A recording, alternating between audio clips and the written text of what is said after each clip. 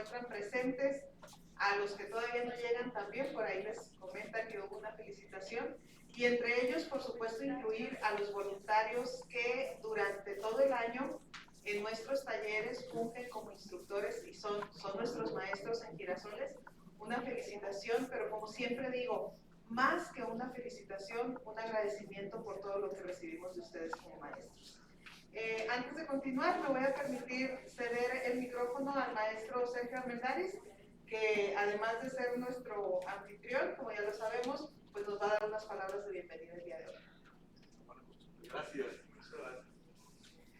Muy buenas tardes, brevemente, como siempre, para dejar paso a lo sustancioso del tiempo, y siempre muy sustancioso, y hoy, bueno, con un personaje consagrado, un intelectual, un historiador, un científico social, un hombre de garra ideológica también, todo en ese sentido, como lo ves, personaje real ya, lo comentaba en tiempos pasados y siempre lo pienso, de Víctor Orozco, a quien me siento realmente con enorme honor y un gran placer de verlo aquí.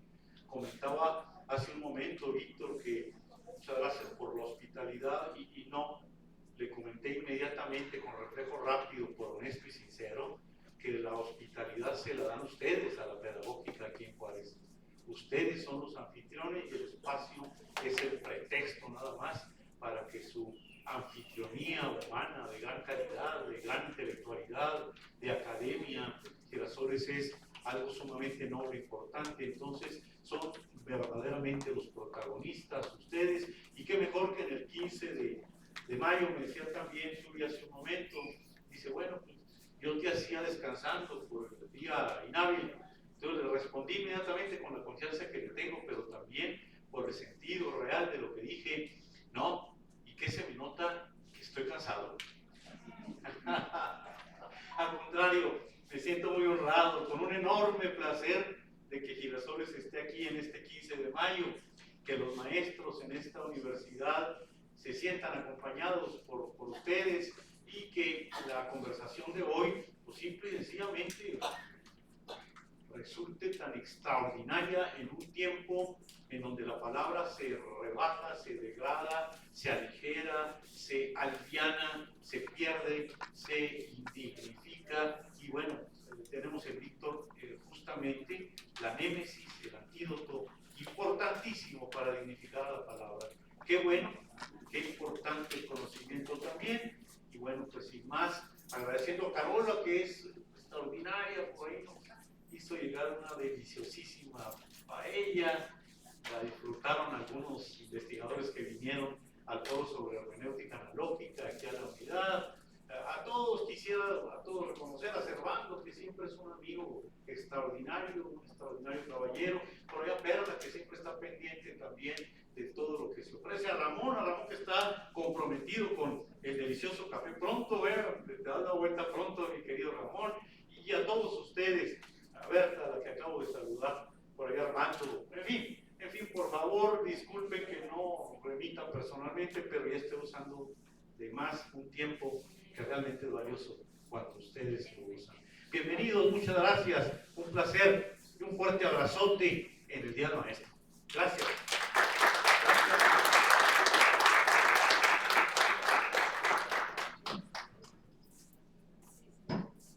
Muchas gracias, Sergio, por tu anfitrionía y tu cálida bienvenida siempre. En lo que a mí respecta, a nombre del Consejo Directivo de Girasoles, a nombre de sus beneficiados y de todos los voluntarios, me es muy grato darles la más cordial de las bienvenidas a este evento. Mi nombre es Yuri Medina, directora de Girasoles, y antes de continuar con nuestra conferencia de este mes, quiero rogarles a todos poner nuestros teléfonos en vibrador o en silencio, de tal manera que nos permita, el silencio de los teléfonos nos permita atender al expositor y atender las presentaciones que habremos de ver durante esta tarde. Girasoles es una organización sin fines de lucro cuya misión es incluir social y económicamente a las personas mayores de Ciudad Juárez con acciones corresponsables. Un poco de lo que somos y hacemos lo podremos ver en el siguiente video institucional.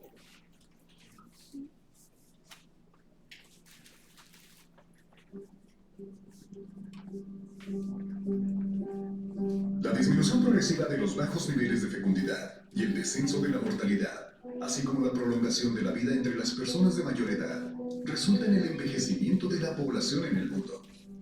Por lo que esto genera cambios sociales muy significativos en cuanto a salud, vivienda, participación, recreación y economía. Sin embargo, no se están creando las políticas públicas acordes a este cambio demográfico. Los actuales mayores, de 45 años en adelante, están sufriendo discriminación en el trabajo, segregación, exclusión y hasta marginación económica y social. Aunque hay gran preocupación a nivel mundial y consecuentes conferencias, seminarios y asambleas mundiales sobre el envejecimiento, falta conciencia en los gobiernos y la sociedad para iniciar a erradicar prácticas y costumbres que facilitan que la vejez sea percibida como negación del ser, el fin anticipado del viejo, y se le confina a pasar los últimos 20 o 30 años de existencia llevando una vida de aislamiento, excluido del trabajo, de los grupos de su participación en la vida activa y fructífera. Organismos como la CEPAL han advertido que, a pesar de que se ha reconocido con mayor fuerza en la comunidad internacional que la discriminación por edad debe ser erradicada, persiste una imagen socialmente negativa del envejecimiento y las personas mayores. Se suele insistir en relacionar el envejecimiento con situación de dependencia, rezago u otras categorías socialmente disfuncionales. Por más real que sea que en la vejez hay desventajas o pérdidas, la insistencia en ellas a menudo invisibiliza la existencia de una población que tiene experiencia y que goza de salud y conocimientos. Es fundamental eliminar los obstáculos creados socialmente con el fin de garantizar el pleno respeto de la dignidad y la igualdad de los derechos de todas las personas. Las políticas y actitudes correctas en tal sentido facilitan a la sociedad el empleo efectivo del potencial de las personas mayores. Con frecuencia nos preguntan en Girasoles, ¿por qué atendemos a personas mayores y no a niños, que son el futuro? La respuesta es muy clara, es materia de equidad y de justicia social.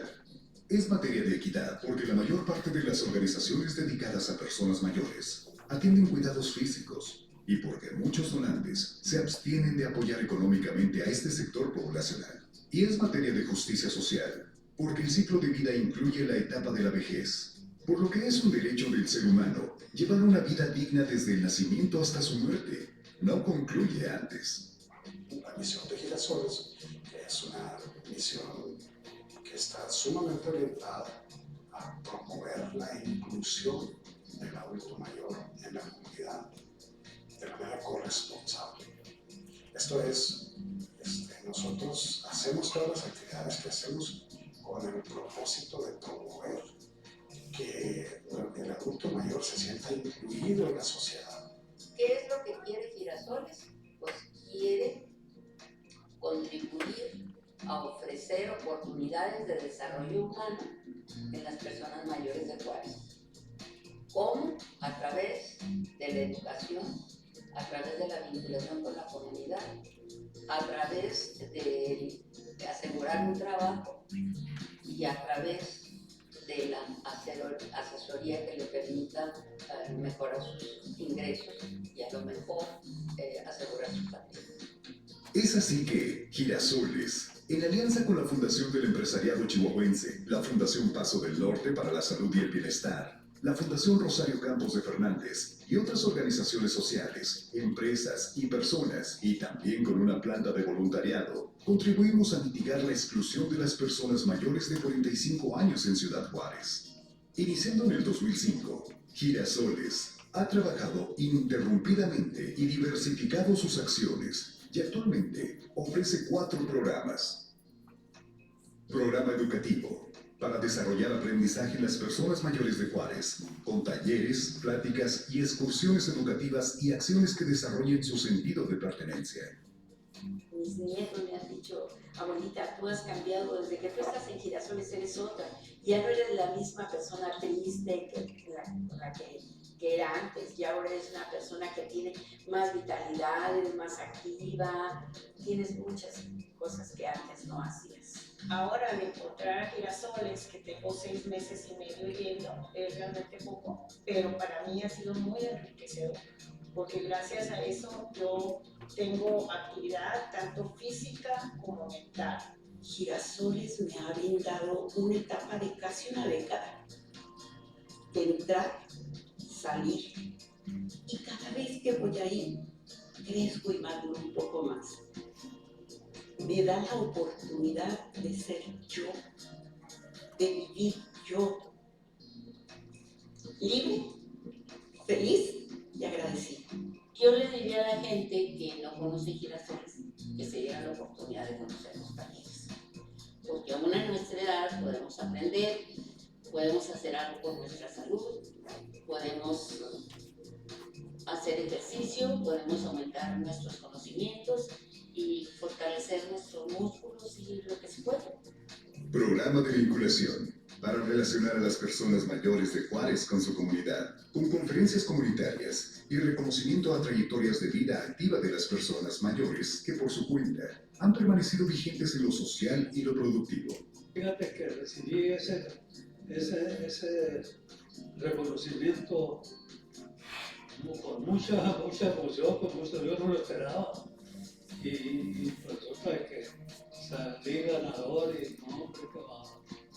Programa de asesoramiento para facilitar a las personas mayores de escasos recursos de Juárez el acceso a gestiones legales y administrativas que les permitan hacer valer sus derechos humanos a través de módulos informativos que se imparten en alianza con el DIF municipal y la Comisión Estatal de los Derechos Humanos. Programa de mejora económica para aumentar la inclusión de las personas mayores de Juárez en el campo económico a través de un proceso de orientación, asesoría y conexión con empresas afiliadas y acondicionamiento para volver al trabajo. Cuando me comunico con Girasoles, resulta que ellos me dieron un proceso de asesoría bastante completo y efectivamente a los pocos meses fui contratado en esta institución. Transmiten a los instructores, o al menos a mí, le transmiten todo lo que ellos desean, lo que ellos esperan, lo que ellos están aprendiendo, lo que ellos anhelan y también el agradecimiento que tienen. Y para mí eso es bien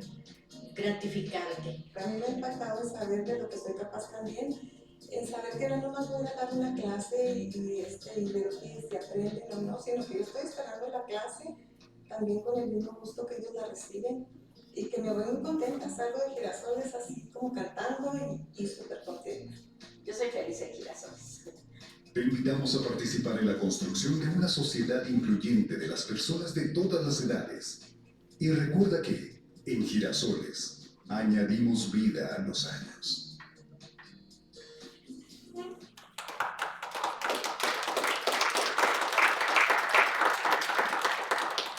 Pues bien, ese es un extracto de lo que Girasoles hace en la comunidad fronteriza.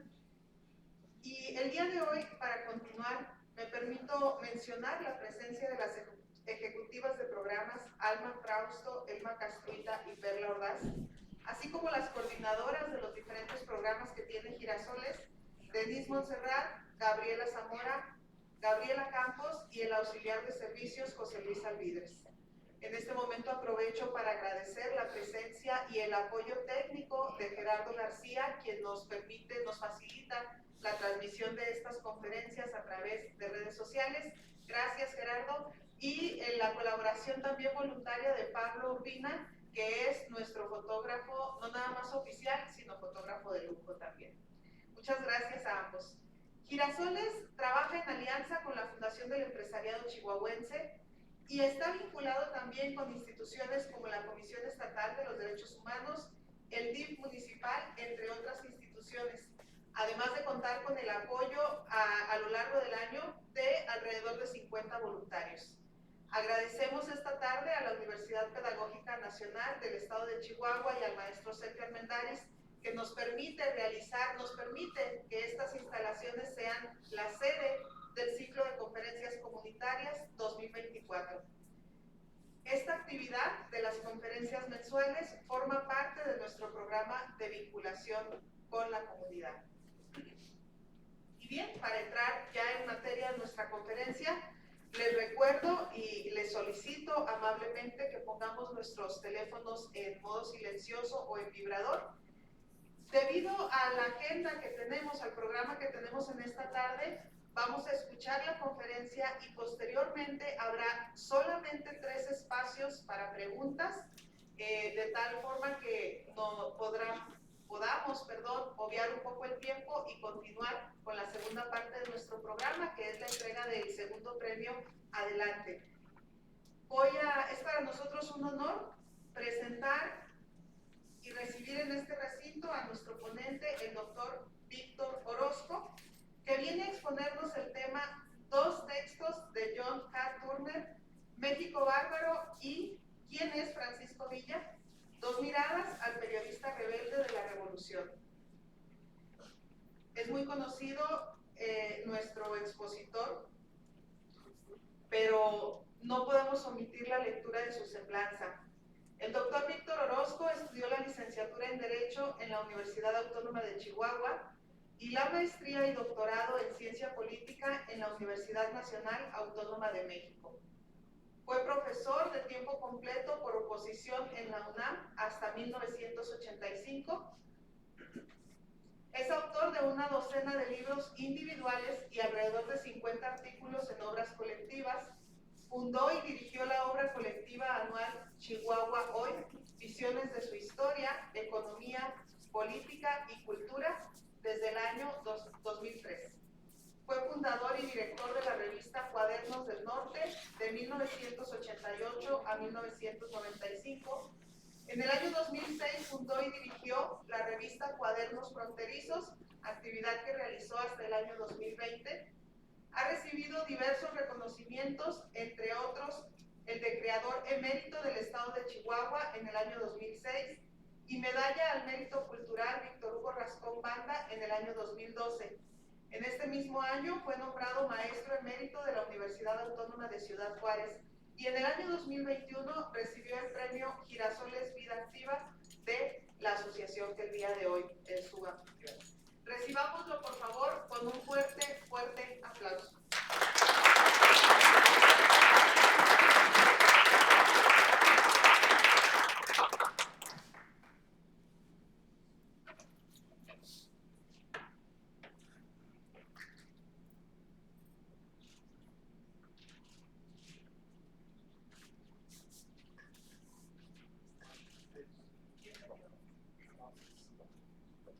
Buenas tardes a todos. Pues nuevamente, como cada año, estoy aquí en el ciclo de conferencias de Girasoles. Estoy muy agradecido con esta sociedad altruista de nuestra ciudad, con mis queridos amigos Carola Antamani y Fernando Pineda, quienes siempre me invitan, con todo el personal de Girasoles y pues con nuestro anfitrión, el maestro Sergio Armendáriz, que ahora pues, nos ha dado acogida aquí en este espléndido auditorio de la Universidad Pedagógica Nacional. Sí se escucha bien, ¿verdad? ¿No? Porque Ignora siempre me dice que no se oye. ¿Ahí sí?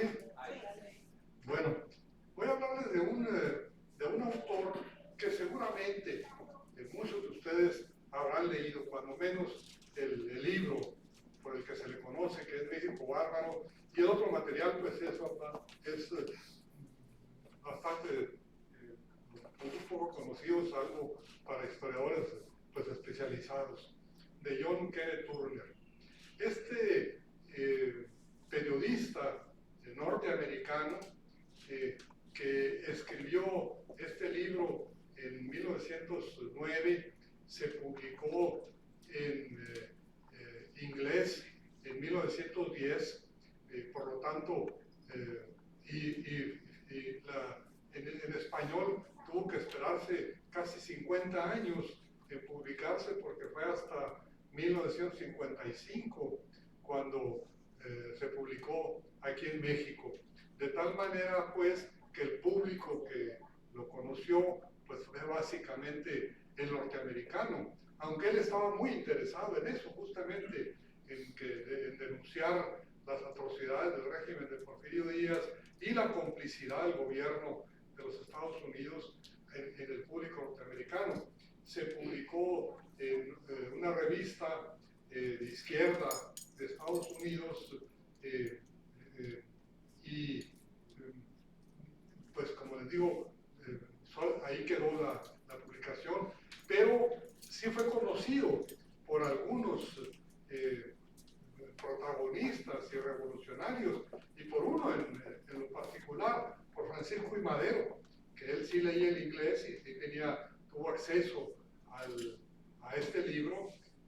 Lo pudo entrevistar, incluso John Kenneth Turner, cuando triunfó la revolución, lo entrevistó en el Palacio Nacional, y Madero pues lo felicitó y le agradeció mucho el que hubiera escrito este libro. ¿De qué trata, pues?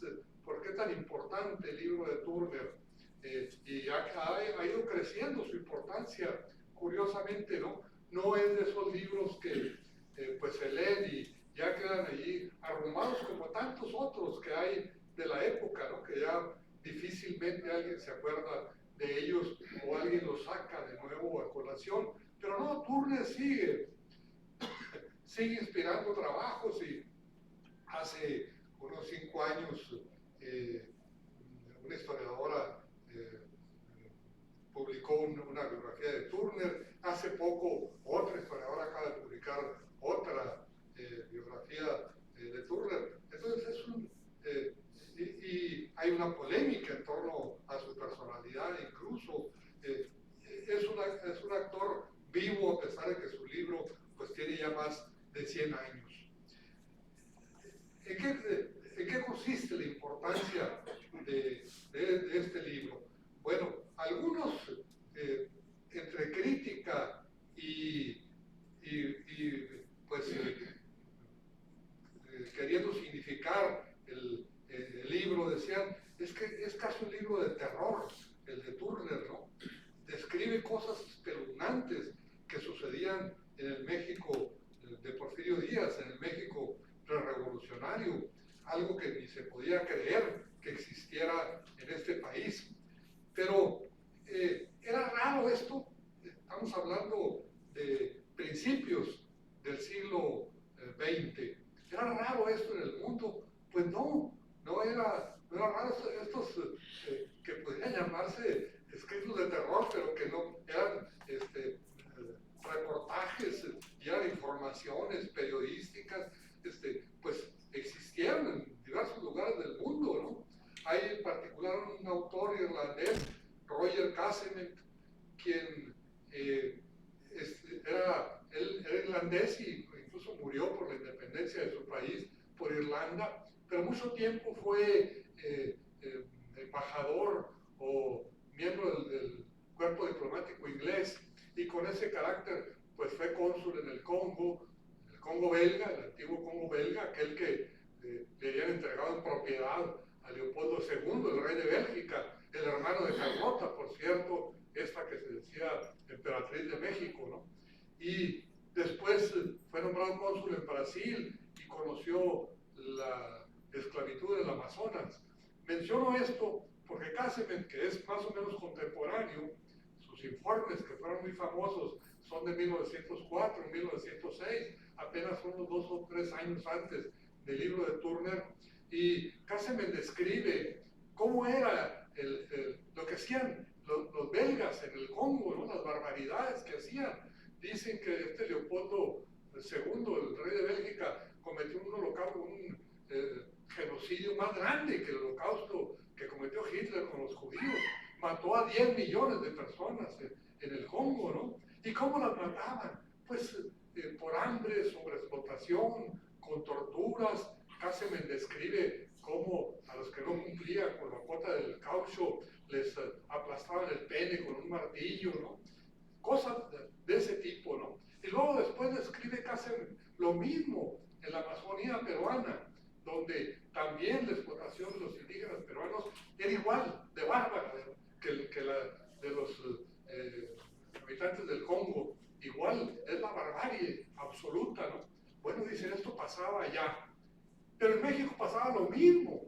Y yo no sé si Turner conocería los informes de Casement, fueron casi contemporáneos, ¿no? Pero Turner conoció en Los Ángeles a Ricardo Flores Magón, a Juan Sarabia, a Villarreal, que eran presos políticos en Estados Unidos, y estaban presos en Los Ángeles, y ellos le le dijeron, es que en México existe la esclavitud.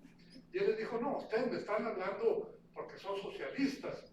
Y entonces, como socialistas, están diciéndome la esclavitud en el lenguaje socialista de la época y de todavía de la actualidad, pues es la esclavitud del trabajo asalariado al que ustedes se refieren. No, le dije, no te equivoques. Estamos hablando de esclavitud, que significa la apropiación de un ser humano por otro que puede disponer de su persona, de su familia, de su patrimonio, absolutamente como una herramienta, como un animal, ¿sí? Y eso existe en México.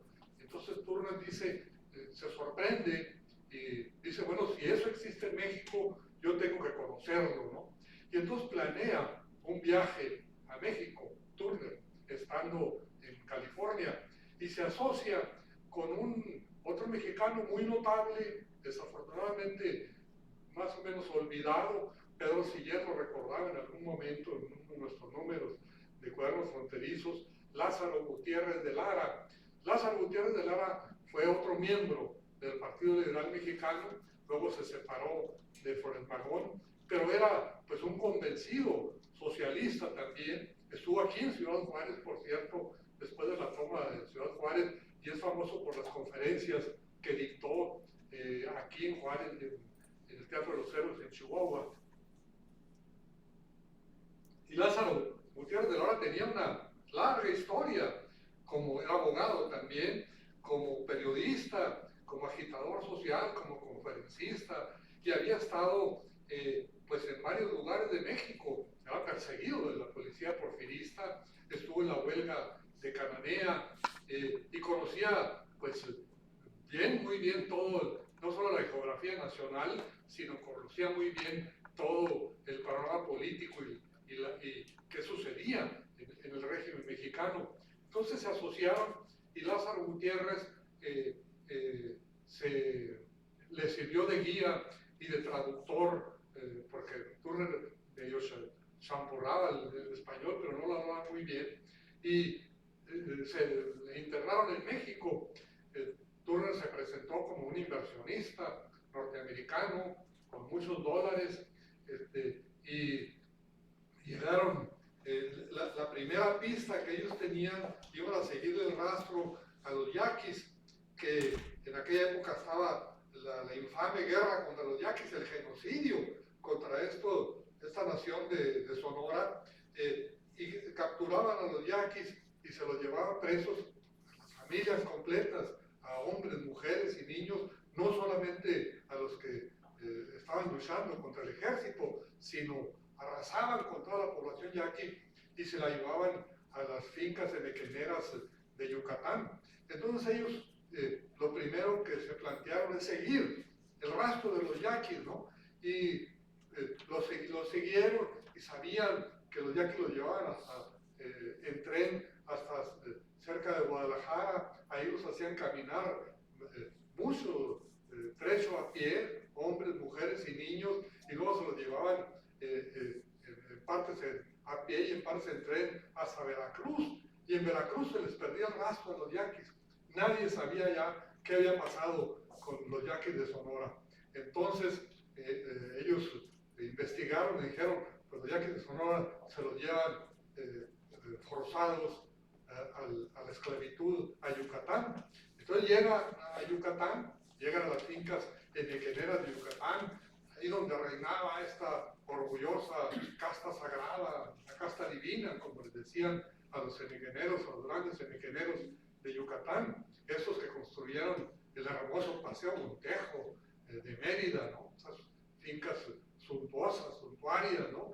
Y Turner dice, bueno, es que era efectivamente la casta divina, muchos de ellos hablaban varios idiomas, pasaban varios meses en Francia, en Italia, ¿no? Eran los grandes señores del Enequén, en una época en que el negocio del Enequén estaba en auge, todavía no existían las fibras vegetales que lo sustituyeron, entonces en todo el mundo era la fibra blanca, no me refiero al algodón, sino al Enequén, que era muy valiosa. Entonces la explotación del Enequén generó fortunas enormes, enormes en Yucatán, de las más cuantiosas de la República, este grupo de Yucatán. Pero ¿en qué descansaba toda la explotación de la energía de Yucatán? Y Turner dice, yo no voy a hablar de lo que me platicaron, de testimonios, sí, dice, pero no voy a hablar de oídas, ¿no? Voy a hablar de lo que yo vi en Yucatán. Y lo que vio, pues fue cosas parecidas a las que había descrito Kassem en el Congo y en la Amazonía peruana, ¿no? Cosas parecidas, ¿no? Separaban, por ejemplo, el caso de los yaquis, que él iba siguiéndolos, separaban a las mujeres de los hombres, ¿sí? Ya no se volvían a ver, a las mujeres y a los niños los separaban a las familias, y luego a las mujeres las obligaban a emparejarse, pues, con otros trabajadores, tenían también chinos, esclavos, ¿no? Y las obligaban como si fueran animales, ¿no? Recoge el testimonio de una señora, una madre yaqui, que les dice, pues es que mire, yo les dije, pero yo ya no puedo como mujer, yo ya no les sirvo para eso, ¿no? Era una señora de 70 años, dice, pero no me hicieron caso y aquí estoy. Dice, entonces también me obligan. Y lo que hacían con los trabajadores que no cumplían con la cuota, pues era terrible también, ¿no? Casi todos ellos terminaban por morir de inanición, de hambre, ¿sí? O terminaban pues por las heridas que se causaban, que nunca recibían atención médica, y por los castigos, ¿no? Los azotes, ¿no? Que eran terribles. Hay una novela de Dostoyevsky que se llama Historia de la Casa Muerta, donde Dostoyevsky, este genial novelista ruso, habla de la Siberia, de los campos forzados, de las prisiones políticas en Siberia que tenía el zarismo, pues hasta su caída en 1917. Y Dostoyevsky estuvo preso en Siberia, estuvo a punto incluso de ser fusilado y al último lo mandaron de preso político a Siberia. Entonces escribió una novela y Dostoyevsky narra cómo azotaban a los presos políticos en Rusia. Pues el relato que hace Turner de los azotes en Yucatán, hagan de cuenta, los mismos, ¿no? Que en Rusia, el que aguantaba finalmente 15 o 20 o 30 azotes, pues era un sobreviviente, ¿no? Porque eran tan terribles las heridas que se causaban, las lesiones tan profundas, que era difícil sobrevivir a una azotaína de esas, era difícil, ¿no?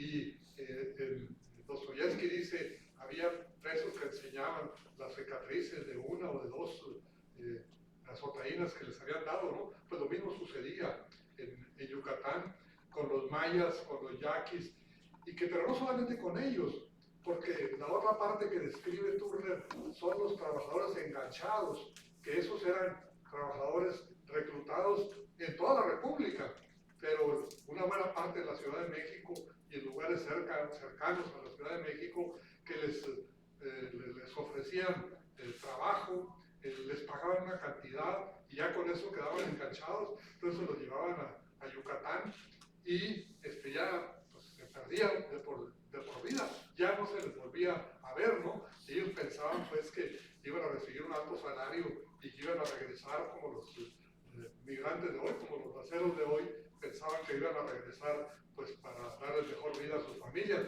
ya no los volvían a ver, ¿no? Hay un novelista que seguramente ustedes también lo conocen, a Travel Torban, que escribió varios, o Bruno Travel, como se le conoce mejor, era el seudónimo de Travel Torban, que escribió varias novelas, El Tesoro de la Sierra Madre y La Rebelión de los Colgados.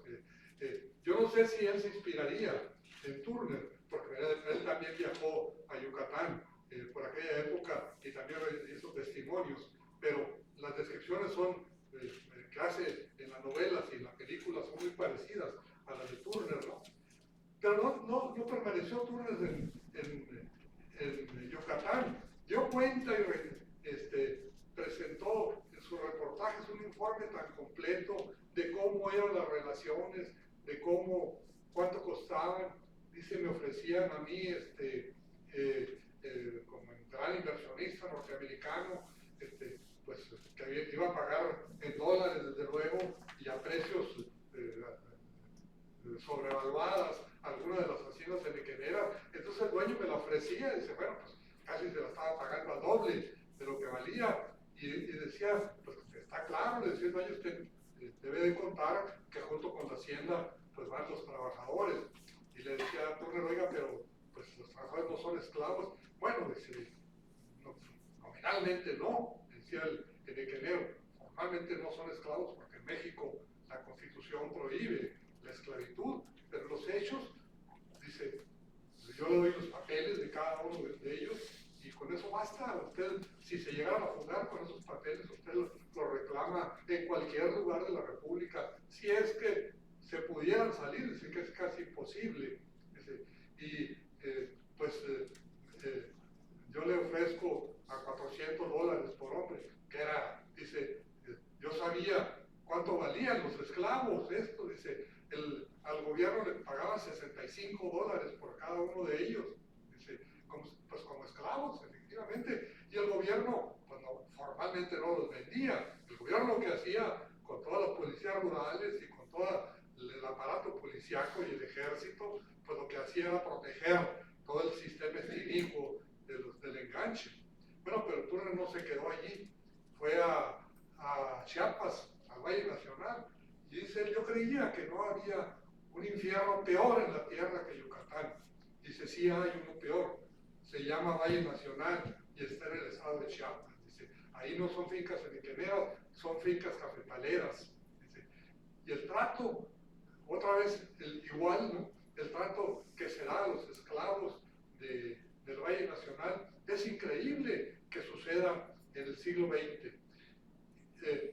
Y dice, bueno, los relatos que hace también de cómo los castigaban y cómo los azotaban y cómo abusaban absolutamente de ellos, ¿no? Y dice, ¿y por qué hacen eso? Esta otra vez como inversionista, ¿por qué no conviene más como a los caballos, como a las mulas, como a los bueyes? ¿Por qué no conviene más protegerlos, cuidarlos? Pues son capital, ¿no? ¿Por qué maltratarlos tanto? Y la respuesta es asombrosa. Dice, porque es mucho más caro mantenerlos bien que reponerlos con gente nueva. Dice, porque aquí, con los peligros que hay y con lo que reciben de trato y todo esto, pues no van a sobrevivir mucho tiempo y van a ir disminuyendo sus fuerzas cada vez más y cada vez más. Dice, entonces para nosotros lo que nos conviene es sangre nueva constantemente. Entonces, al precio que nosotros los conseguimos, a los enganchados, en cualquier lugar de la República, es mucho más barato que estarlos alimentando bien, con pescado podrido, que no nos cuesta nada. Y describe pues Turner la situación de Chiapas, de Valle Nacional, y dice, él dice, recordando, no menciona a Dostoyevsky, pero dice, se habla de que la Siberia rusa es un infierno, dice, pero yo no pienso, no creo que haya, porque a Quintana Roo, al Valle Nacional de Chiapas le decían la Siberia mexicana. No creo que la Siberia rusa vaya a ser tan cruel como la Siberia mexicana. Pero Turner, el libro de Turner no solo trata de estos dos casos escandalosos, grotescos, dantescos de lo que sucedía en estos lugares, ¿no? Dirían, pues son lunares en la República, ¿no? Trata también de otros temas, de las huelgas obreras, ¿no? Él conoció de primera mano la huelga de Río Blanco en Veracruz, y conoció también de primera mano la huelga de los mineros de Cananea en Sonora. Y también hace la descripción muy puntual, pues con el rigor de un periodista, ¿no? Con el rigor de un periodista que sabe que su relato tendrá valor y será apreciado en la medida en que sea lo más realista posible.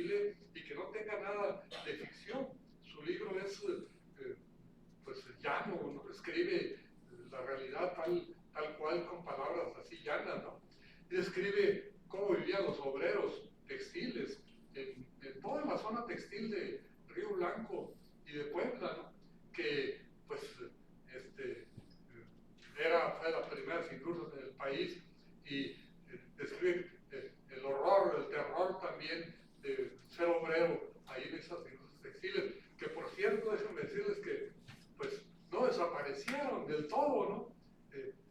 Ese horror de la industria textil en esa zona pues siguió siendo, obviamente ya no con la explotación tan sangrienta, tan despiadada que se hacía en la época anterior a la Revolución, pero durante mucho tiempo siguieron las fábricas estas clandestinas en esa zona y siguieron manteniendo una relación de explotación inicua, o sea, absoluta con los trabajadores.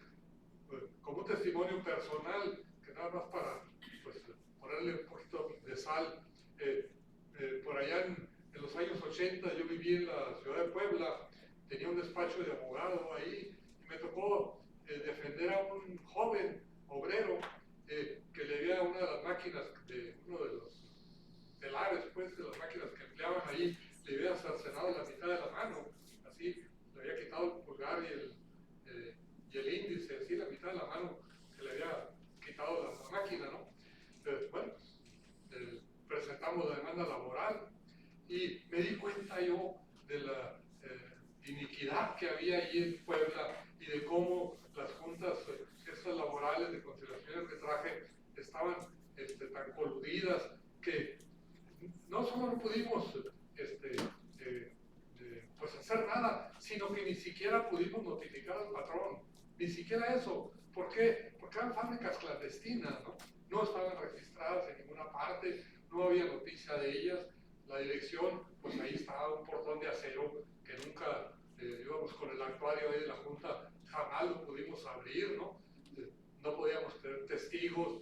Curiosamente, salvo un trabajador salvadoreño que estaba allí, es el que había estado junto con él cuando sufrió el accidente de trabajo, fue el único que estaba dispuesto a declarar, solamente para decir cómo pues estas atrocidades que describe Turner, pues todavía tuvieron secuelas. Yo no sé todavía existirán esas secuelas de fábricas que subsistieron después de la revolución y las leyes laborales y todo siguieron ese tipo de relaciones, ¿no?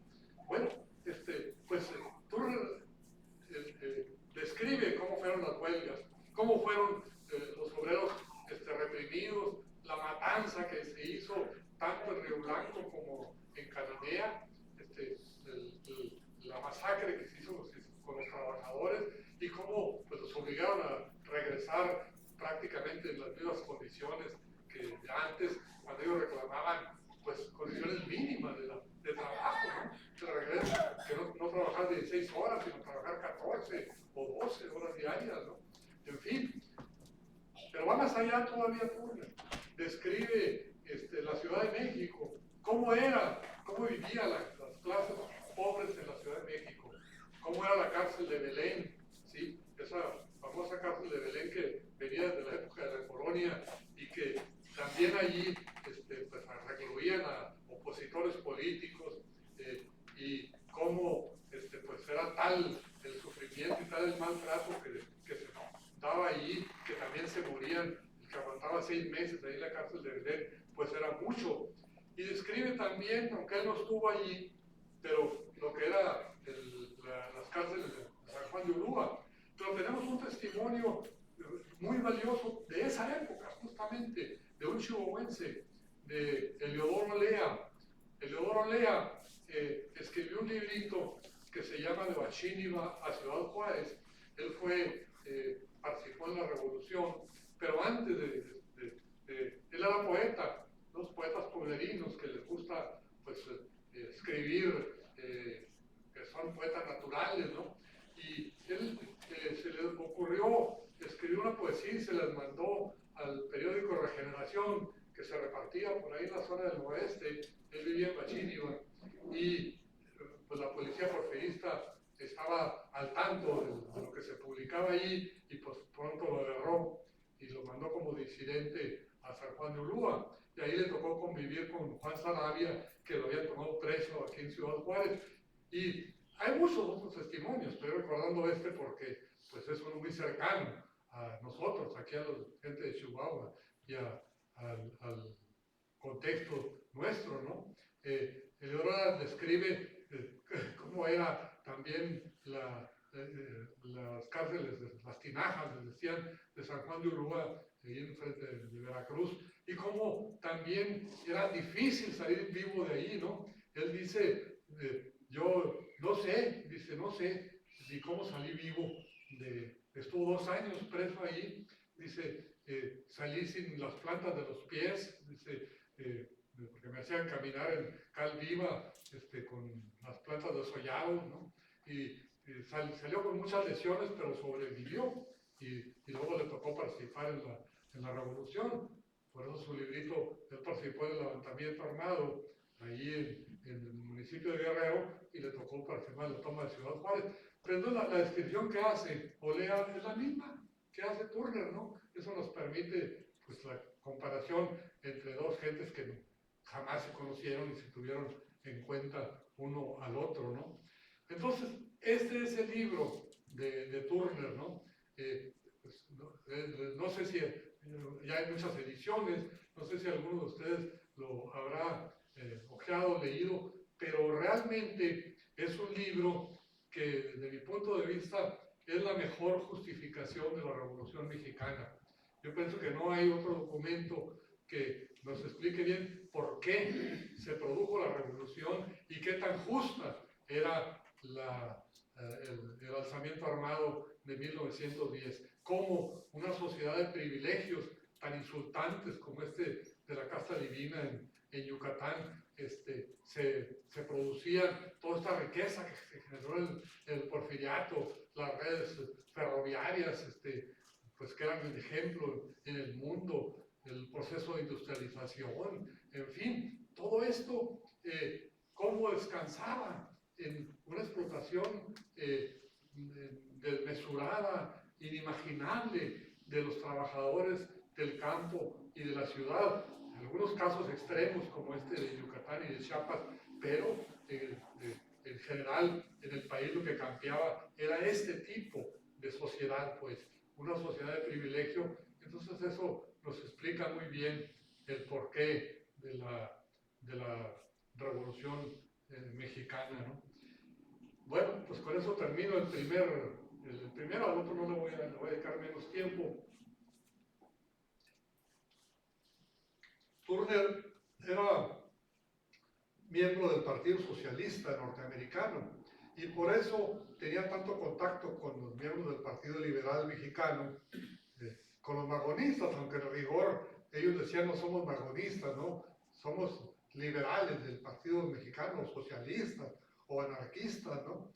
Se les quedó el mote de magonistas pues por su principal dirigente, pero pues, fueron varios los dirigentes con un peso muy importante. Y en particular Turner fue muy amigo de Antonio Villarreal, que luego cuando el Partido Liberal se escindió, Flores Magón adoptó más las tesis del anarquismo y la otra parte del Partido Liberal pues apoyó a Madero en la Revolución Mexicana y participaron en la revolución, entre otros Antonio Villarreal. Y Turner regresó a México después de que publicó su libro en Estados Unidos. Era de esas gentes que se quedó fascinada por lo que era este país.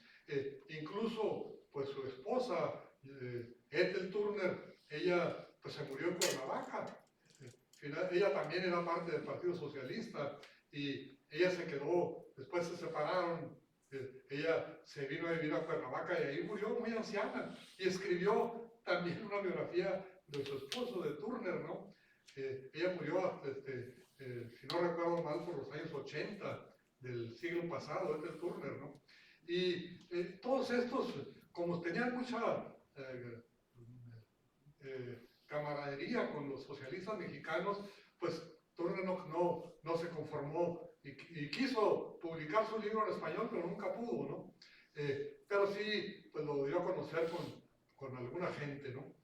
Y regresó y estuvo durante la decena trágica, cuando se produjo el golpe de Estado de Victoriano Huerta en febrero de 1913, Turner estaba allí haciendo el reportaje. Hizo el reportaje del asalto de la Ciudadela y pues reportó todo, como de la decena trágica, cómo había sucedido el golpe de Estado. Y lo agarraron los militares ahí en la Ciudadela y ya estaba ya a punto de ser fusilado. Y él había ocultado su identidad, no les había dicho quién era, porque dice, si les digo quién soy, pues me fusilan de inmediato. Pero resulta que pues pidió auxilio a la embajada, pero el embajador era Henry Lane Wilson, uno que pues, él era parte del complot, de los directores de los golpistas, pero Turner era enemigo del gobierno norteamericano, ¿no? Era socialista, y entonces, pero de todas maneras el embajador norteamericano Wilson fue a verlo, y lo primero que hizo fue identificarlo, le dijo, este es John Cory Turner, y es el autor de México Bárbaro. Entonces, ya no eran los porfiristas, pero era del ejército, ¿no?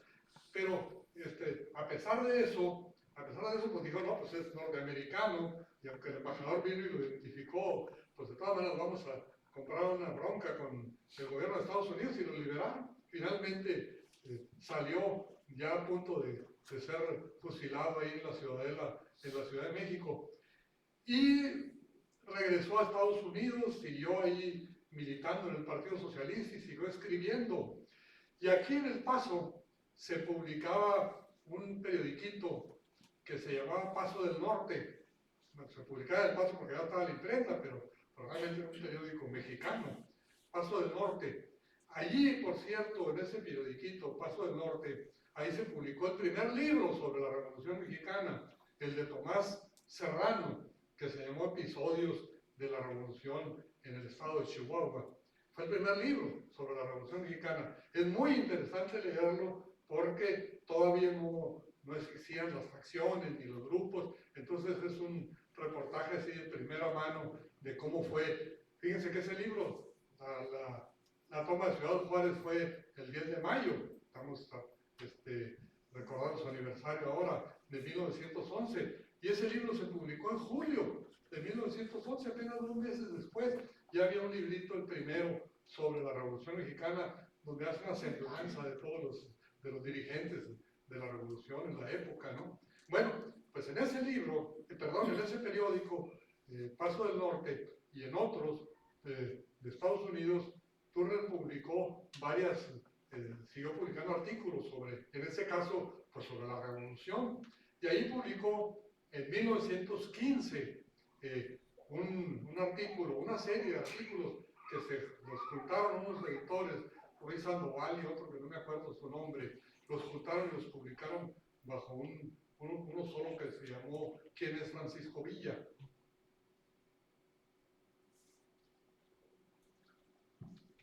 Los escribió en abril de 1915. ¿Qué había en México en abril de 1915? Pues era la víspera de las grandes batallas del Bajío, de las batallas de Celaya, donde fue derrotada la División del Norte por Álvaro Obregón, pero fue antes de eso, poquito antes. Entonces era la cumbre del villismo, era cuando el poderío de Francisco Villa pues estaba en su esplendor, el jefe de la División del Norte, gobernador de Chihuahua,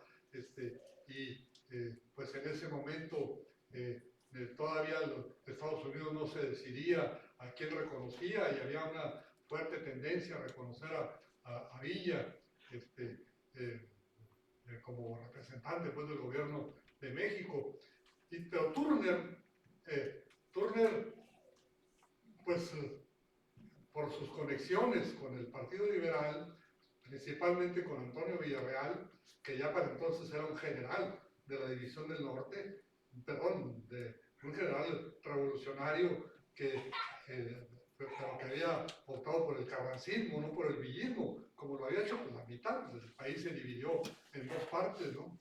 Y entonces Villarreal, que era ya muy influyente, pues había sido gobernador de Nuevo León incluso, y había sido presidente, ni más ni menos que de la convención revolucionaria que se reunió en Aguascalientes para tratar de unificar a los revolucionarios. Era un personaje muy notable, pero venía del Partido Liberal, incluso fue Villarreal el que le habló, de los primeros que le habló de la esclavitud en México. Entonces, siguieron teniendo muchas relaciones. Y entonces Villarreal le pidió a Turner que escribiera artículos a favor de Carranza y en contra de Villa. Y Turner lo aceptó, ¿no? ¿Y por qué aceptó Turner? Porque además los magonistas le tenían cierta aversión o no les gustaba para nada a Francisco Villa. Incluso había una enemistad que había nacido desde 1911, desde 1910-11, cuando Francisco I. Madero entró aquí a la ciudad de Chihuahua, por Guadalupe, entró y un destacamento de magonistas pues no lo quiso obedecer y finalmente, bueno, es un episodio largo, pero Madero le ordenó primero a Pascual Orozco que desarmara a los magonistas, pero Pascual Orozco también tenía relaciones viejas con ellos y no aceptó, se negó. Entonces le pidió a Villa y Villa desarmó a los magonistas y los encarcelaron, ¿no? Los liberaron, pero por lo pronto quedó ahí el agravio con Madero y los magonistas. Entonces había una cierta aversión entre los miembros del Partido Liberal y los villistas o Villa. Entonces, digo esto porque si ya lo voy a platicar muy rápido, no sé cuánto tiempo tengo ya. ¿Cuánto? Me quedan 15. Ah, bueno. Entonces, rápido les voy a platicar. Resulta que Turner entonces escribió esos artículos pues a favor de Carranza y le puso quién es Francisco Villa, así le llamó él, ¿no? Porque para él lo describe, ¿quién es Francisco Villa? Y luego pues hace una retahíla de acusaciones contra Villa, ¿no? Y dice, pues es un bandolero, un bandido, dice que se llamó Doroteo Arango y que ahora se llama Francisco Villa, pero sigue siendo el mismo bandido. Dice, eso nunca se le ha quitado, ¿sí? Nomás que ahora roba en grande. Dice, no roba como antes, no roba vacas como antes, que vendía carne seca en los pueblos, ¿no? Dice, ahora pues, dispone de un gobierno, dispone de recursos muy cuantiosos, y entonces se dedica a robar en grande, y así es como... Y hace una descripción ahí muy puntual de las haciendas que Villa les entregó a sus generales para que las administraran, y dice él, es un robo, un robo en general, dice, una parte efectivamente es para alimentar las fuerzas de la División del Norte y otra parte se están enriqueciendo a manos llenas, ¿no? Y describe Hipólito, dice, el hermano de Villa, es el zar de Ciudad Juárez, dice, es el dueño de los prostíbulos, es el dueño de las casas de juego, y es el dueño de la empacadora de carnes de Ciudad Juárez, dice, esta empacadora que es un negocio redondo porque no le cuesta nada la materia prima, dice, todo lo que empaca son puras reses robadas, pura carne robada. Y bueno, hace una descripción larga, no la voy a anotar, mucho menos. Simplemente él dice lo peor que le puede pasar a México, hablando en 1915, es que triunfara Francisco Villa, ¿no? En contra del carrancismo. Y toda esta retahíla de acusaciones que hace Turner contra Villa, pues los biógrafos de Villa, porque es un artículo que no es muy conocido, ¿no?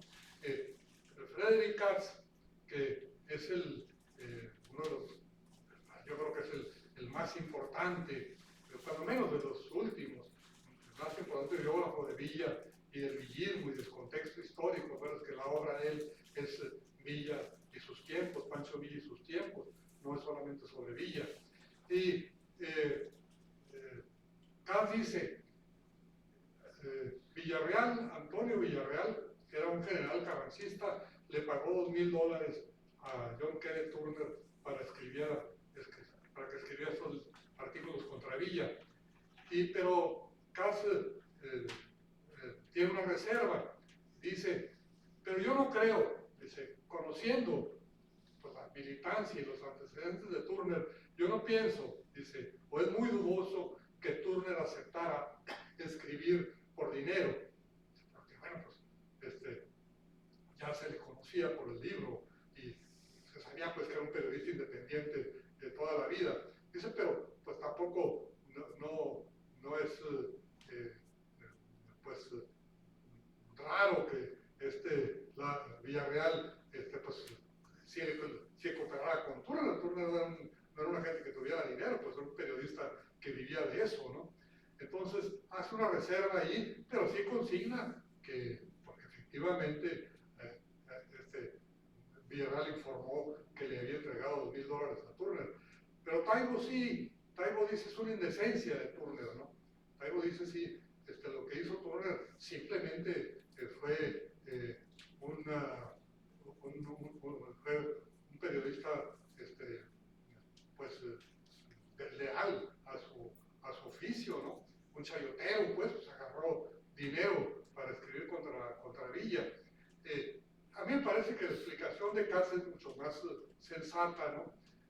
Porque pues Taibo no considera ninguno de esos antecedentes, ni considera que Turner seguía siendo un militante socialista muy activo contra el gobierno de Estados Unidos, ¿no?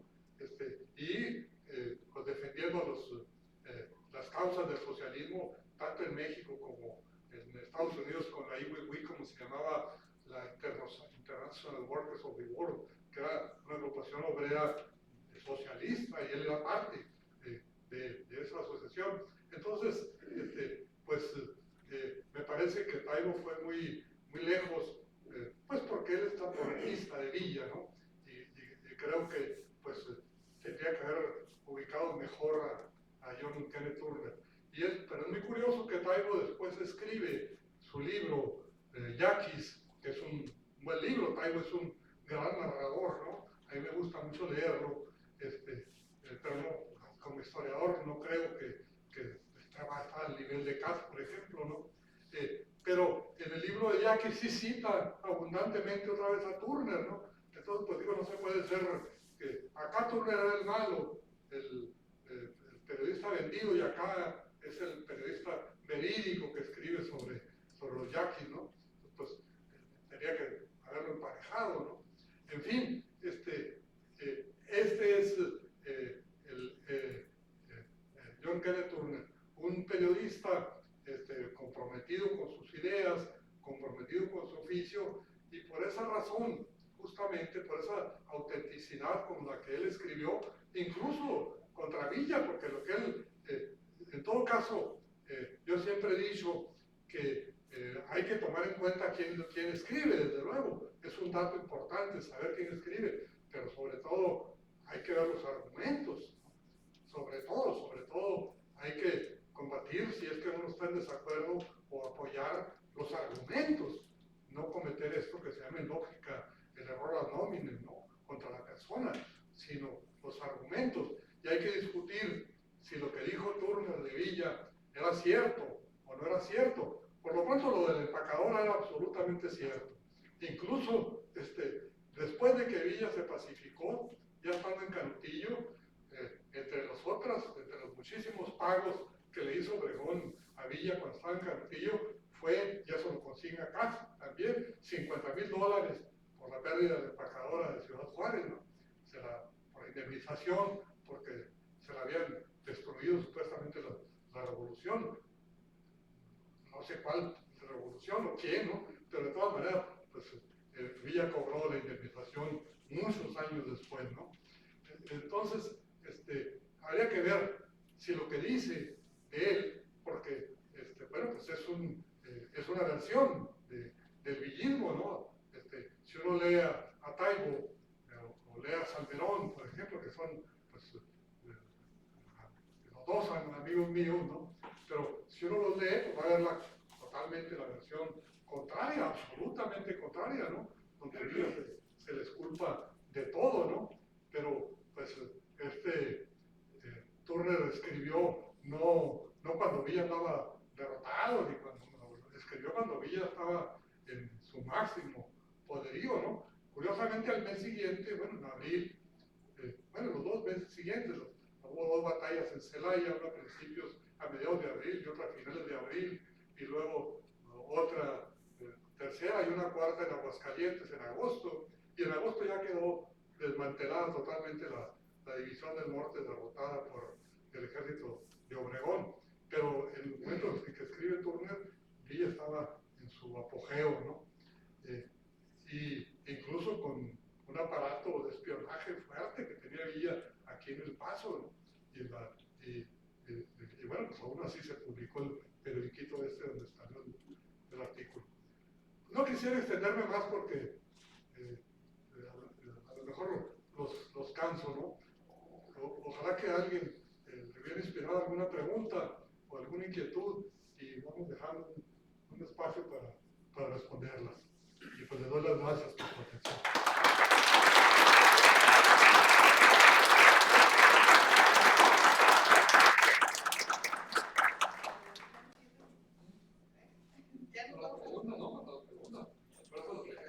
Bueno, eran aparte, pero bueno, ok. Damos espacio entonces para 3 preguntas de los asistentes. Pero ya tenemos más, ¿no?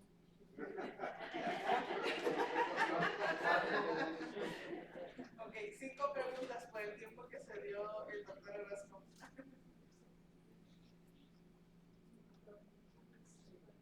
¿Les vamos a poner examen, doctor? Sí.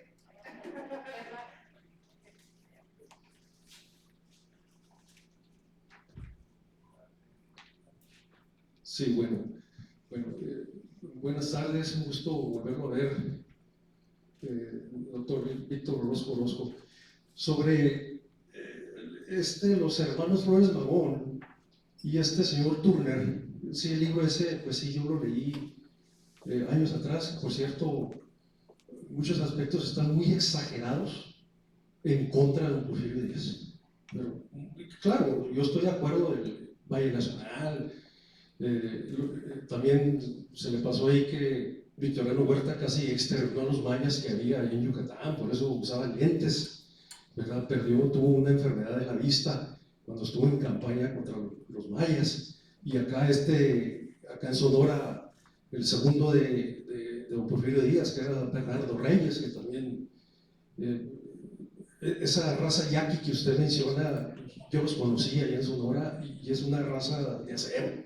Incluso también hay una anécdota en que cuando nos trasladaron a Yucatán, ¿verdad? Como usted dijo, con tu y familias, efectivamente, con tu y familias se regresaron a pie, nuevamente a los yaquis. Pero sí, los que sobrevivieron. Ahora bien, nada más para ya ser conciso, ¿qué me puede decir usted sobre el pacto de la empacadora?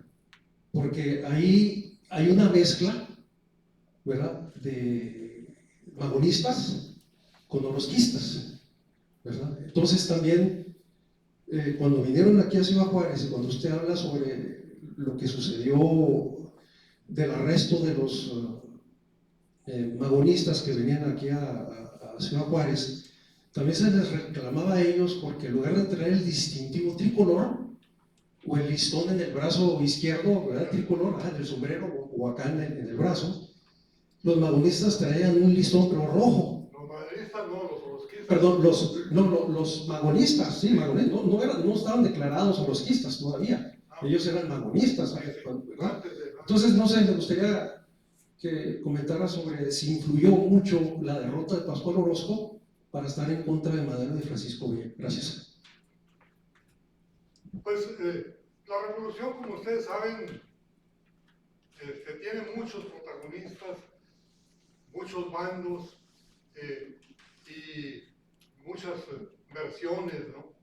Una de ellas, pues, es esta de la rebelión orozquista magonista de 1912, que es una rebelión, por cierto, les recomiendo, entre paréntesis, el libro más serio que se ha escrito sobre este tema es el de Pedro Siller, que desafortunadamente pues, ha circulado muy poco, está publicada aquí en la Universidad Autónoma de Ciudad Juárez, que se llama Rebelión en la Revolución, y es un trabajo muy puntilloso sobre el tema, ¿no? Efectivamente, hay una relación previa al lanzamiento de 1910 entre los alzados aquí en el estado de Chihuahua y los magonistas. Pues les platicaba yo de Leodoro Lea, ¿no? Que viviendo en Machíniva escribió ese poema y se los mandó a Regeneración, porque él leía Regeneración, igual lo hacían muchos de los que se lanzaron en armas, ¿no? Incluso Pascual Orozco le mandó pedir ayuda por el Magón antes que a Madero, en las primeras semanas de la Revolución. Y esta rebelión, que todavía sigue, pues para muchos tiene muchos misterios, yo no tengo tantos, pero para muchos todavía tiene muchos misterios, muchos enigmas, porque es una rebelión que se les atribuyó diciendo que había pactado con la oligarquía y que había sido financiada por los oligarcas, etc. Pero resulta que los documentos básicos de esa revolución, primero el manifiesto que firmó Pascual Orozco el 6 de marzo, me parece que fue el 6 de marzo de 1912, es un manifiesto donde denuncia a Madero por no haber cumplido con el reparto de las tierras que había ofrecido el plan de San Luis Potosí, y menciona por su nombre a los latifundistas de Chihuahua. Dice, los Terrazas siguen gobernando, los Krill siguen gobernando, no se les ha tocado ni un pelo de sus haciendas. Entonces, ¿qué revolución es esta? Lo mismo que dijo Zapata, ¿no? ¿Qué dijo Zapata? Pues yo no entiendo esta revolución. Resulta que los que ganamos estamos abajo y los que perdieron están arriba. No lo entiendo. Lo mismo decían los de aquí, ¿no? Y luego el plan de la empacadora, que fue 15 días después, el 25 de marzo, el plan de la empacadora, pues yo creo que es el plan más avanzado que hay de la revolución. Mucho más avanzado que el plan de Ayala, de Zapata. Mucho más avanzado que todos los otros, excepto que la Constitución del 17. Pero la Constitución del 17 recoge buena parte de las demandas del plan de la empacadora. ¿Por qué razón? Porque en este plan pusieron demandas que hasta ese momento sí formaban parte de una inquietud general de la población, pero nadie las había puesto así puntualmente. ¿Cuáles eran? Pues de la jornada máxima de trabajo, el salario mínimo, el derecho a la sindicación, el derecho a la huelga, entre las demandas sociales, ¿no? La prohibición del trabajo para los menores de edad, casi todo el catálogo de derechos laborales que se recogieron después en el artículo 123 de la Constitución, están allí, ya en el plan de la empacadora. Y luego, también por primera vez, mucho más avanzado, pone la necesidad de dar una violenta, dice, solución al problema agrario, repartiendo las tierras. ¿Por qué están aquí esas demandas? Bueno, una de las explicaciones, no es la única, porque están ahí porque estaban en el alma de la población, estaban abajo. Todo esto, que a lo mejor te parece exagerado, lo que describe Turner de las huelgas y esto, pues están ahí porque los trabajadores sabían del terrible sistema de explotación que había en las fábricas. De hecho, después de la toma de Ciudad Juárez, después del 10 de mayo de 1911, empezó una erupción en todo el país y particularmente aquí en el estado de Chihuahua. Huelgas obreras, formación de sindicatos, hubo huelgas en madera, hubo huelgas en Chihuahua de trabajadores del comercio, de las obreras textiles, hubo una rebelión. De hecho, fue una rebelión después de la rebelión. Y eso que estaba allí en el plan de la empacadora, pues no era más que otra vez por expresión de lo que la gente estaba pidiendo, ¿no? Y curiosamente fue una rebelión más urbana que rural, porque casi todos los sectores urbanos de Chihuahua y de Juárez era muy pequeño en aquella época. Chihuahua sí era una ciudad más o menos respetable, pues, en términos de población. Pues se sublevaron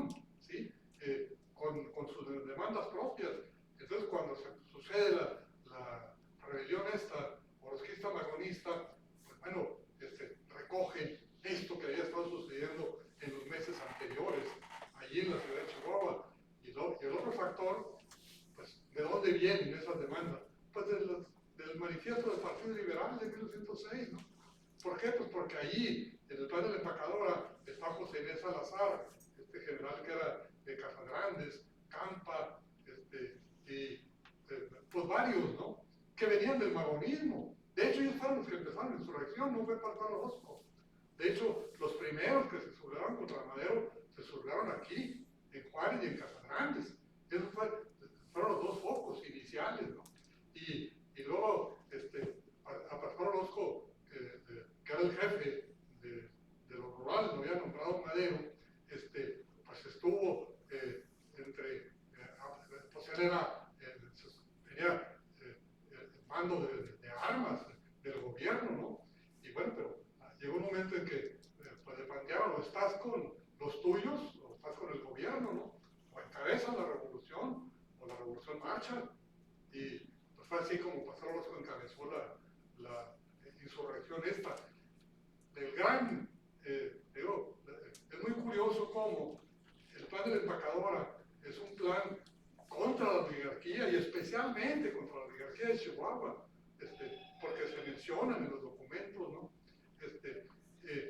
Cómo se le asocia pues con la oligarquía y se dice que es una rebelión, es la contrarrevolución, dicen es como la Vendée, la Revolución Francesa, y bueno pues es una gran contradicción. Luis Terrazas después decía, ¿cómo voy a estar yo, cuando lo acusaban de eso, financiando una rebelión donde me están acusando de que soy el culpable, de que no se hubieran cumplido las demandas de la primera revolución, de la maderista, ¿no? Si me están poniendo ahí como uno de los enemigos a vencer.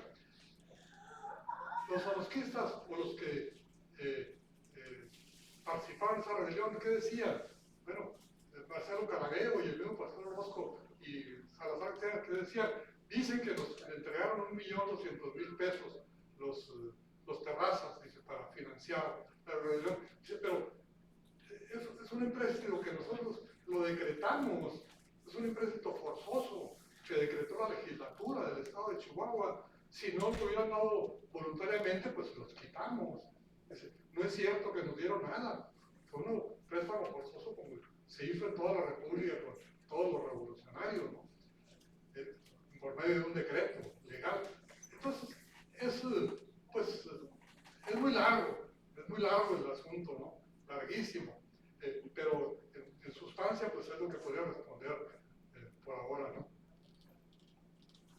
¿Tenemos alguna otra pregunta? Dos y ya. Bueno, la del arquitecto Causto y una más. Bueno. Doctor, ¿cómo está? ¿Cómo está? Buenas tardes. Buenas tardes, doctor. Oiga, doctor, ahorita que estaba comentando lo de la casta divina, de lo que yo recuerdo en este proyecto de Porfirio Díaz, cuando ya quería impulsar lo del progreso en México y que importa, entre muchas cosas, en vías de eso, los estilos arquitectónicos, ¿verdad?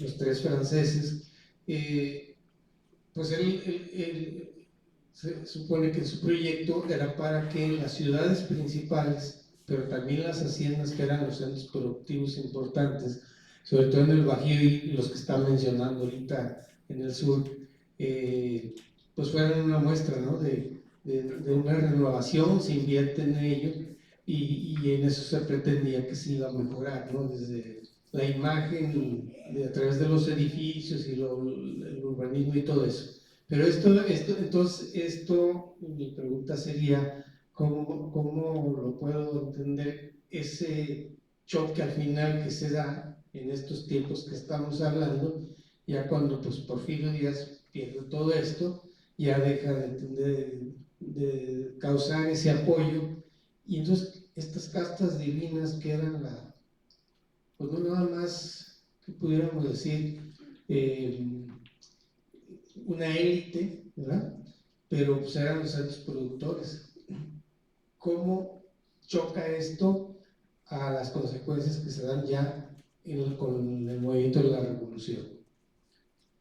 Pues el cambio ahí en Yucatán pues se produce pues empieza a producir pues por 1921, 22, cuando llegan ahí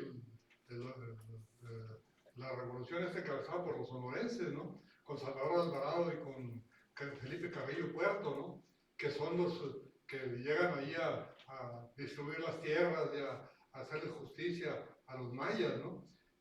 Pero sobre esto de la Casa Divina hay que decir que muchos de ellos pues se exiliaron por unos años, muchos de ellos se fueron a Cuba, porque tenían negocios también en Cuba, y regresaron después. Y una de las cosas que es interesante respecto a lo que usted dice, arquitecto, es que pues esta burguesía, esta oligarquía yucateca, Turner lo dice, no era una oligarquía de ignorantes, ¿no? Era una casta ilustrada, ¿no? Dice que Turner, yo conocí a varios que hablaban varios idiomas y que hablaban de los museos de Europa y en fin, y entonces, bueno, los que conocen la ciudad de Mérida recordarán el Paseo de Montejo, pues la arquitectura es preciosa, ¿no? Las casas, no hay una calle así, una ciudad pues mediana como era Mérida, ¿no? No hay una calle así en toda la República, ¿no? Era una burguesía muy poderosa, muy rica, con muchos recursos, pero hay que reconocerles, ilustrada, porque pues yo la comparo con la de Chihuahua, por ejemplo, ¿no? Pues la oligarquía de Chihuahua también tenía mucho dinero, pero bueno, pues, no es ni comparable la arquitectura, lo que hay en Mérida, lo que construyeron en Chihuahua, ¿no? En Chihuahua, la casa de Luis Terrazas, pues es una residencia bonita, en fin, pero no tiene nada que ver con algunas de las que están ahí en Mérida, ¿no? Y pues la Quinta Gamero de Chihuahua, esa es la única que estaría al nivel de las mansiones del Paseo Montejo en Mérida. Entonces, eso es lo paradójico, ¿no? Lo paradójico, como una gentes que son ilustradas, ¿no? Que conocen lo que era en aquella época o se tenía por la civilización, aunque eran los colonialistas infames, los franceses y los alemanes y todos ellos, ¿no? Cometían los peores crímenes en todo el mundo, genocidios. Pero allí, pues evidentemente era la cuna de la civilización. Pero ¿cómo es que podían cometer crímenes tan inicuos en su propia tierra, ¿no? ¿Cómo podían mantener una situación así, sabiendo pues que a final de cuentas el capitalismo pues seguramente podía ser, incluso prosperar más si tenían una fuerza de trabajo tratada de otra manera, ¿no? Pero ellos, aun cuando algunos pues sí se consideraban que eran incluso novelas de terror estas, pero lo mismo le podemos decir a los capitalistas peruanos y a los belgas en el Congo, ¿no? ¿Cómo es que gentes que están dedicadas a ganar dinero, a amasar grandes fortunas, que están pues impulsando el capital en todo el mundo, el capitalismo, cómo es que son capaces de promover, de desarrollar un trato que exalta, que lleva a extremos inimaginables el dolor humano, ¿no? ¿Cómo? ¿Cómo compaginar? Bueno, pues lo mismo que podríamos preguntarnos del sistema esclavista en Estados Unidos, ¿no?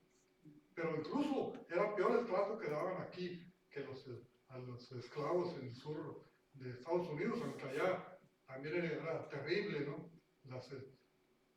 Por lo que se habla de la cantidad de bibliografía que hay sobre la esclavitud en Estados Unidos hasta la guerra civil es terrible, ¿no? Pero pues esa es la paradoja de la humanidad, ¿no? De la que no hemos salido, con todo y que hoy nos escandaliza la esclavitud y nos escandaliza este trato, pues, seguimos viviendo los holocaustos y los genocidios como el que está sucediendo en estos momentos ahí en la Franja de Gaza, ¿no? Es una humanidad que parece que no aprende, ¿no? O parece que avanzamos un poquito y luego damos 2 pasos para atrás, ¿no? porque eso que se vivió en México era junto al progreso, junto al desarrollo, junto a la riqueza, convivía la esclavitud o el peonaje en las haciendas, que no, o el trato en las fábricas, ¿no? Que no era esclavitud, pero que se parecía mucho, ¿no?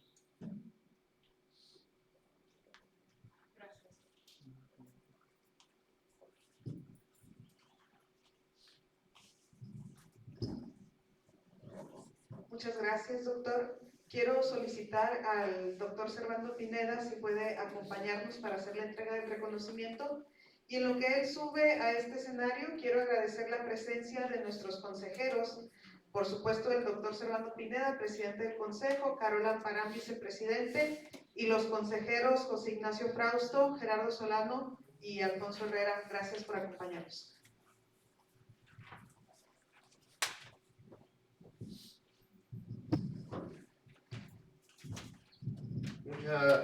Muchas gracias a Suri, y también pues muchísimas gracias a nuestro amigo de Girasoles, el doctor Víctor Orozco, por sus siempre muy interesantes y amenas charlas que nos ilustran. Gracias,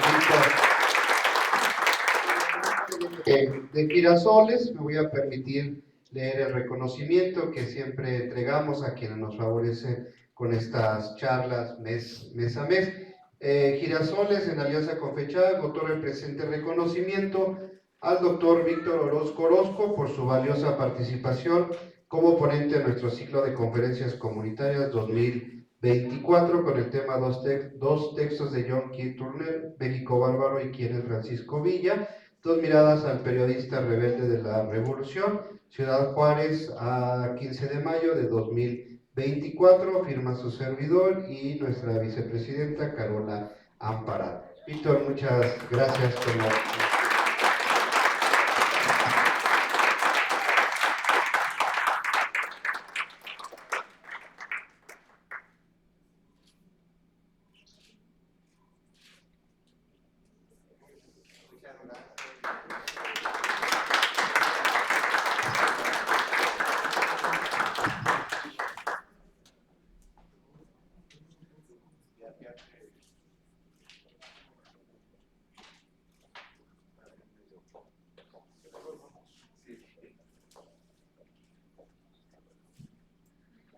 A continuación, como parte del programa de esta tarde, entregaremos el premio Girasoles Adelante, por lo que solicito la presencia de los consejeros del Consejo Directivo de Girasoles para entregar el premio a la señora Aurora González, que es nuestra galardonada de hoy. Girasoles lucha porque las personas mayores puedan seguir activas en el ámbito de su quehacer. Por esta razón, destaca casos de personas mayores de 70 años que han continuado sin interrupción sus labores de trabajo de muchos años. Anualmente convoca a la comunidad para hacer sus propuestas, para dejar asentado que las personas mayores deben continuar activas beneficiando a la sociedad con el cúmulo de conocimientos, habilidades y destrezas que les ha brindado su carrera de trabajo. De las personas propuestas por la comunidad, se selecciona a 3 ganadores para obtener la presea Girasoles Adelante 2024, esta edición, por el ejemplo que ellos representan para la sociedad en general. Esta vez nos toca galardonar a la señora Aurora González, aquí presente, a quien solicito también, por favor, suba al escenario. Y en lo que ella sube, haré una lectura breve de su semblanza. La señora Aurora González nació en Zacatecas hace más de 60 años. Es viuda, madre de 4 hijos.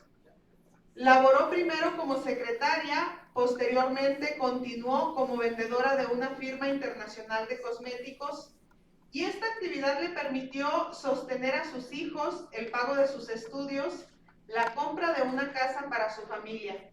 A la edad de 62 años se jubiló de esta firma en la que laboraba e continuó trabajo con otras firmas vendiendo artículos de limpieza, cosméticos y artículos para el hogar, Esta actividad la mantiene hasta la fecha y le ha permitido ser autosuficiente económicamente. Es una persona muy querida por su clientela y muy respetada por la calidad de su trabajo. Actualmente, a sus 89 años, vive sola y al enterarse de esta distinción que le otorga Girasoles, su expresión fue de agradecimiento, pero con humildad comentó que ella no estaba preparada para una distinción como esta. Ella comenta que no se visualiza sin una actividad laboral en su vida. Démosle, por favor, un fuerte y merecido aplauso.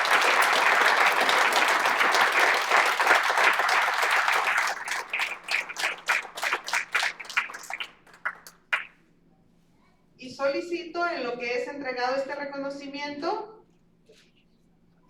unas palabras por parte de los miembros de nuestro consejo y la lectura del reconocimiento.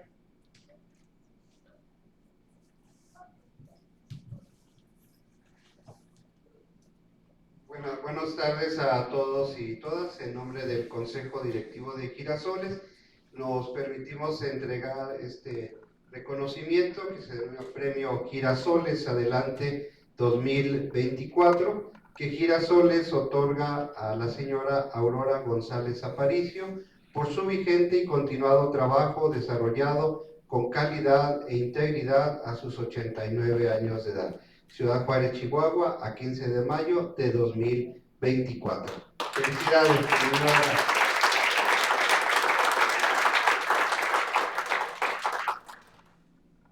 Y también como parte del reconocimiento que Girasoles hace, entregamos una cortesía por una paella deluxe para 10 personas por el premio Girasoles Adelante.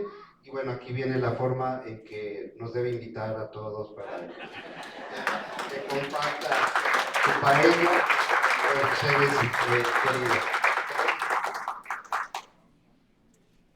¿Quiere usted decir algunas palabras? Pues me siento muy feliz y contenta por haberme dado Girasoles este premio que me llena de orgullo. Me siento muy feliz. Y a nosotros nos da mucho gusto entregárselo. No le estamos haciendo ningún favor, simplemente estamos destacando todo lo que queremos en Girasoles. Usted es un ejemplo para toda la ciudadanía de Ciudad Juárez, porque usted no se dejó que le dijeran: ya siéntate, ya apacíguate, ya no puedes hacer esto, ya no puedes hacer aquello, y usted le siguió. Nos da muchísimo gusto reconocerle, pero la que lo hizo fue usted. Muchísimas gracias.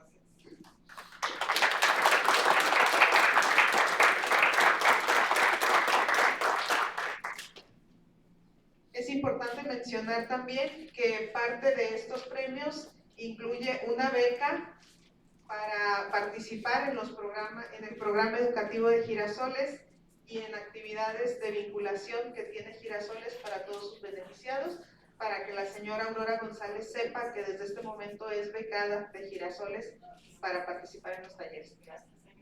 Gracias a todos ustedes y felicidades.